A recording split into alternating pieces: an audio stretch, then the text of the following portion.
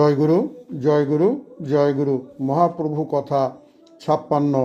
গতদিনের পরের কথা। প্রভু আমাকে ক্ষমা করো। এই শ্রীকৃষ্ণ ভাবে ভাবিত হইতে হইতে প্রভুর সম্মুখে উপস্থিত হইলেন পুণ্ডরীক। মস্তক অবনত হইয়া প্রভুর কাছে দাঁড়াইলেন। মুখ উঠাইয়া প্রভুকে দেখাইতে সাহস হইল না। প্রণাম করিতে গেলেন, পারিলেন না। তখন তিনি বলিলেন, কৃষ্ণের পরানমোর কৃষ্ণ মোর বাপ, মই অপরাধীরে কতেক দেহতাপ, সর্বজগতেরও বাপ উদ্ধার করিলে, সবে মাত্র মোরে তুমি একলা বঞ্চিলে। সকলে বিদ্যানিধির আর্তনাতে কান্দিতে লাগিলেন। কিন্তু এই ব্যক্তি কে? ইহার নাম কি?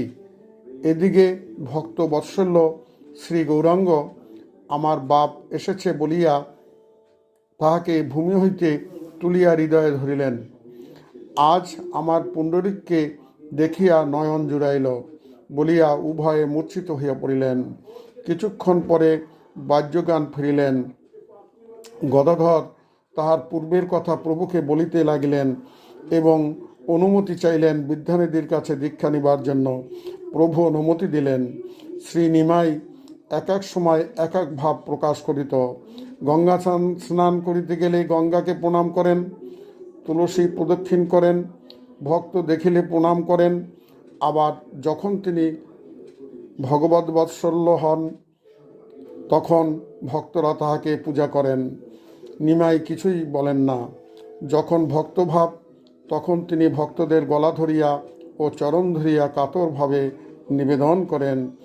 এর পরের কথা আগামী দিন মহাপ্রভু কথা 57তে বর্ণনা করা হবে। আসুন আমরা মহাপ্রভুর শ্রীপাদ পদ্মে আশ্রয় গ্রহণ করে মহা হরিনাম কীর্তনে মত্ত হই এবং দেহ মন সংসারকে কৃষ্ণময় গড়ে তুলি।